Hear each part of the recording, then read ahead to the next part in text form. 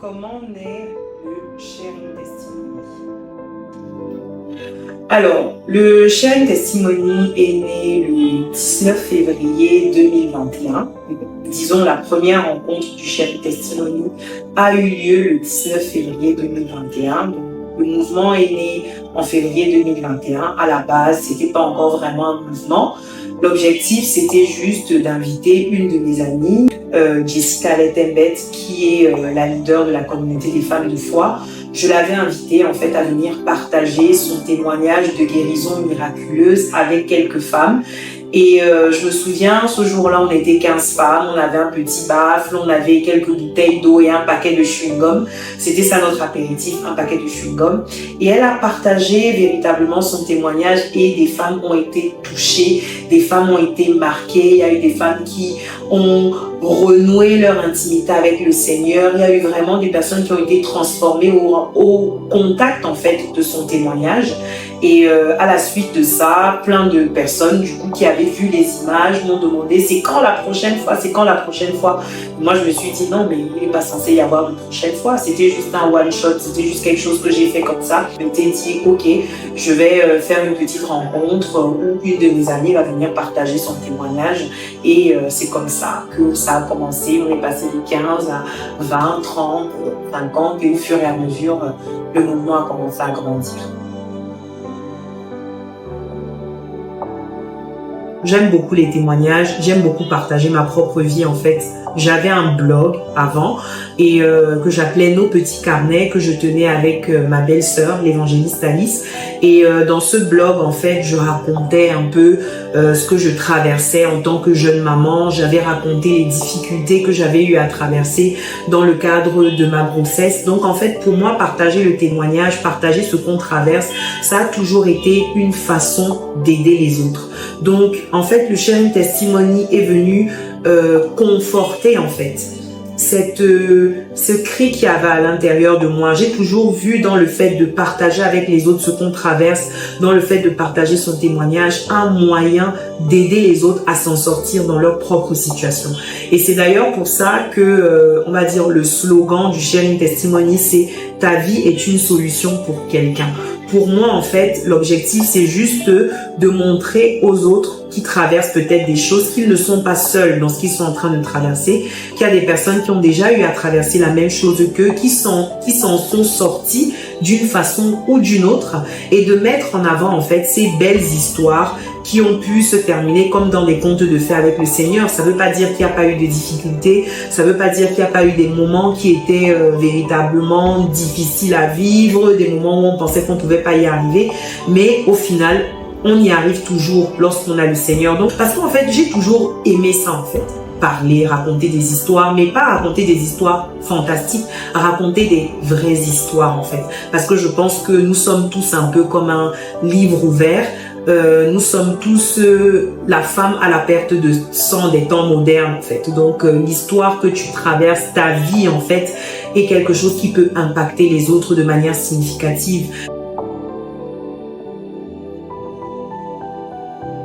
L'un des premiers moments forts, c'est la première rencontre du Sharing Testimony, le commencement. Enfin, cette rencontre, on était 15, on savait même pas là où on était en train d'aller, on était juste en train de partager un témoignage, mâcher quelques chewing-gums, écouter un peu l'histoire de Jessica avec en fond sonore ce woofer qu'elle avait ramené. C'était un moment fort pour moi parce que c'est le commencement et je garde toujours à l'esprit ce commencement-là. Pourquoi? Parce que c'est très important de savoir la fondation de la chose. C'est très important de savoir ce qui a fait naître ce mouvement, ce qui a fait naître tout ce qu'on voit aujourd'hui.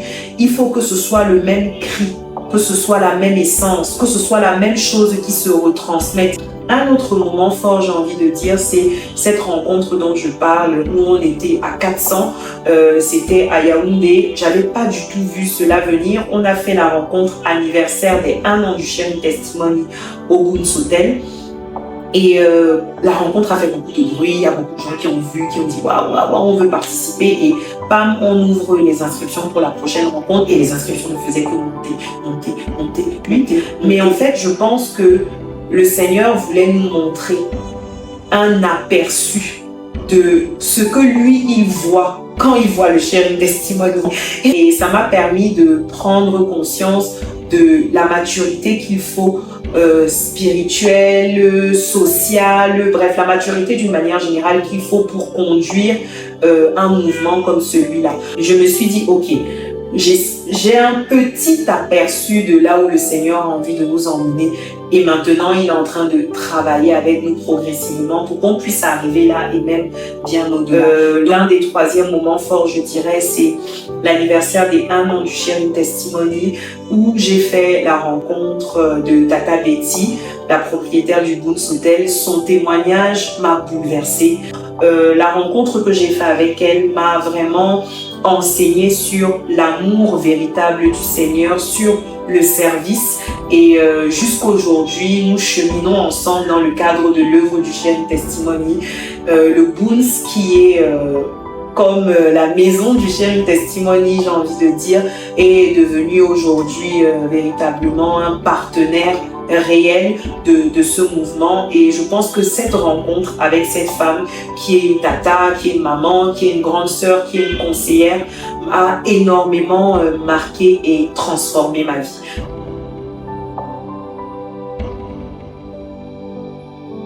Je pense que l'une des principales valeurs que j'essaye de cultiver au sein du mouvement Sharing Testimony, c'est d'abord l'amour. On a véritablement tous besoin de Jésus et Jésus peut véritablement tous et toutes nous accepter. Il y a de la place pour chacun de nous. J'essaye de présenter la spiritualité comme quelque chose d'assez simple. Plus on grandit spirituellement, plus on a tendance à complexifier la spiritualité, plus on a tendance à mystifier la spiritualité. Et en complexifiant la spiritualité, en mystifiant la spiritualité, on éloigne des gens de cette spiritualité en fait. On donne le sentiment que Jésus est quelque chose d'inaccessible. Et je pense que ça vient un peu de la mauvaise idée que l'on se fait de la parentalité en fait. On appelle Dieu le Père. Mais de manière culturelle, on va dire, et de manière sociale, le père, c'est le parent le moins accessible en fait. C'est la mère. Je pense que si on avait envie de rendre Dieu accessible, on aurait dû dire Dieu la mère. Et du coup, on grandit en fait avec cette conception de Dieu et on se dit que Dieu est un père fouettard. Que c'est un père fouettard, qu'il est de la même nature qu'un père physique que l'on pourrait avoir. Et ça crée une distance en fait. Ça crée une distance entre les chrétiens et Dieu. Alors qu'en fait, on devrait prendre Dieu comme notre ami, comme notre conseiller, comme notre guide, comme notre partenaire de vie. En fait, Dieu devrait être la personne dont on est le plus proche et avec qui on est le plus à l'aise au final. Donc, au travers de tout ce que nous faisons, même les personnes que nous présentons dans les témoignages, j'essaye toujours de prendre des personnes qui sont assez proches des participantes qui viennent. J'essaye de prendre des femmes qui ont l'aspect totalement normal en fait, ou alors des hommes qui ont l'aspect totalement normal, mais qui ont décidé de suivre Jésus pour montrer en fait que suivre Jésus, vivre en Christ, réussir en Christ, c'est pas sorcier, si on peut le dire comme ça, c'est accessible à tout le monde. Mais de la rencontre que j'ai fait avec lui étant Jésus-Christ, c'est comme ça qu'il s'est révélé à moi, comme quelqu'un d'accessible. Et c'est parce qu'il était accessible que finalement j'ai réussi à me lier à lui et à bâtir une véritable relation avec lui. Donc je veux rendre Jésus accessible au travers de son amour. L'amour de Dieu n'est pas que pour les personnes parfaites, les personnes qui n'ont jamais fait de péché, les personnes qui ne tombent jamais. Non, montrer à tout un chacun que l'amour de Dieu est disponible et qu'il y a des exemples dans la société actuelle, dans la jeunesse actuelle, dans les personnes autour de nous, qui montrent que lorsque tu t'attaches véritablement à Christ, il est capable de transformer ta vie et de mettre en toi son amour pour que tu puisses réaliser des exploits.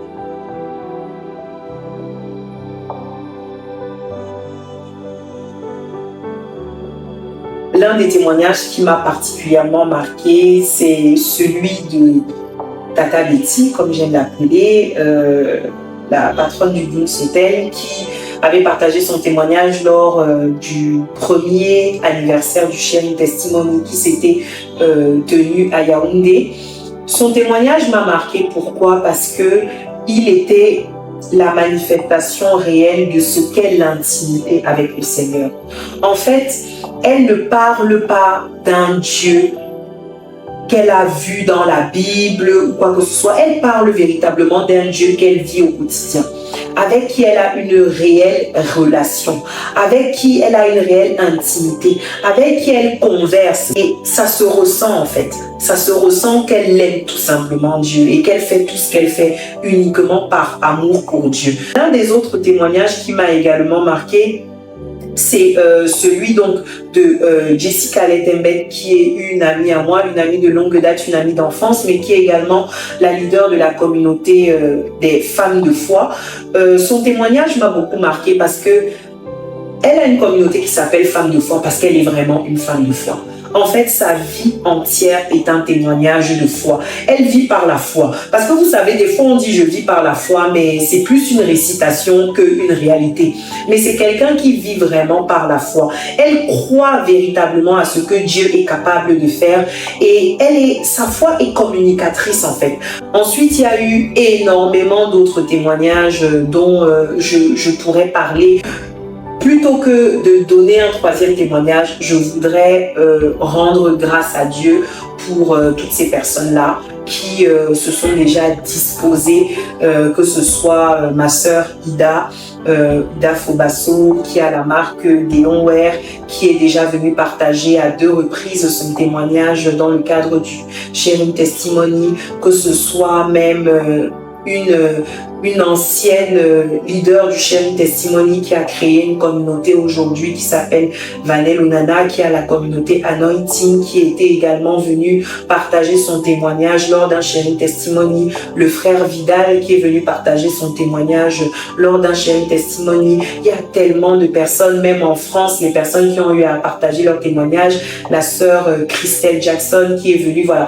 Je peux pas tous les citer parce qu'on a eu à organiser énormément d'événements, mais je veux juste dire que tous ces témoignages ont transformé ma vie et je pense que chacune de ces personnes a eu un impact significatif, que ce soit dans ma vie, mais aussi dans l'accroissement de ce mouvement qu'est le Sharing Testimony.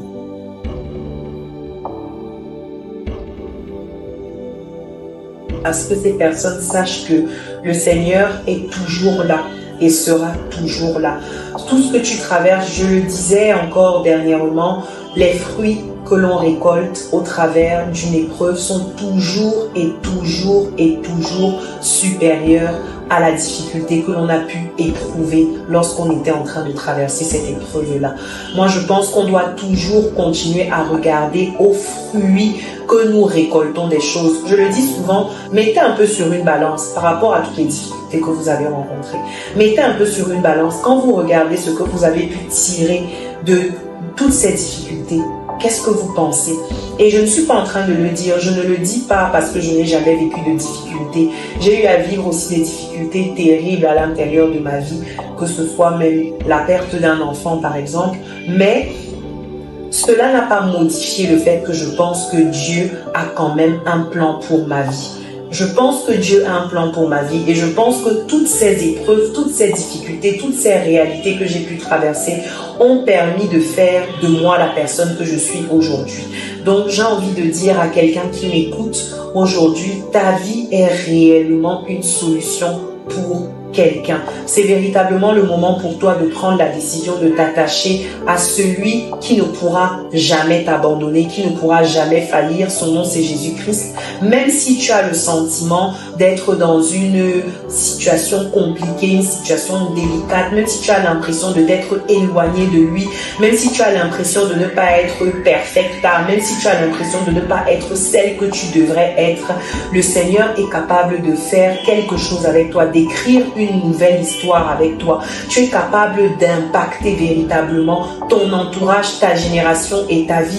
On le voit même dans la Bible. Regardez Rahab, c'était une prostituée, mais elle a pu sauver toute sa famille simplement parce qu'elle a décidé de cacher les messagers qui avaient été envoyés. Et on parle de Rahab aujourd'hui, on parle de quelqu'un qui est dans la lignée de Jésus-Christ. Moi, j'ai juste envie de te dire, il est jamais trop tard. La vie que tu mènes aujourd'hui, même si elle ne te satisfait pas, même si tu as le sentiment d'être allé beaucoup trop loin, même si tu as le sentiment que tu es irrécupérable, en fait, c'est faux. C'est le monde qui veut te donner le sentiment d'être irrécupérable. Ta vie est une solution pour quelqu'un. Et je pense que dans le chemin de notre destinée, il y a la place pour les erreurs aussi. Si on ne fait pas d'erreur, on n'apprend jamais. Tu vas apprendre comment si tu ne fais pas d'erreur. Il y a la place pour les erreurs. Moi, j'ai tendance à dire que depuis que Adam et Ève ont péché dans le jardin d'Éden, le péché fait désormais partie du plan de Dieu. Dans toutes les histoires qu'il y a eu dans la Bible, dans tout ce qui s'est passé dans la Bible, le péché a toujours eu son rôle à jouer. Ça ne veut pas dire que nous encourageons le péché et qu'il faut pécher, mais c'est juste pour te faire comprendre que ton péché n'est pas trop grand pour que Dieu fasse quelque chose avec ta vie. Donc, regarde-toi comme la créature merveilleuse, comme on aime le dire que tu es.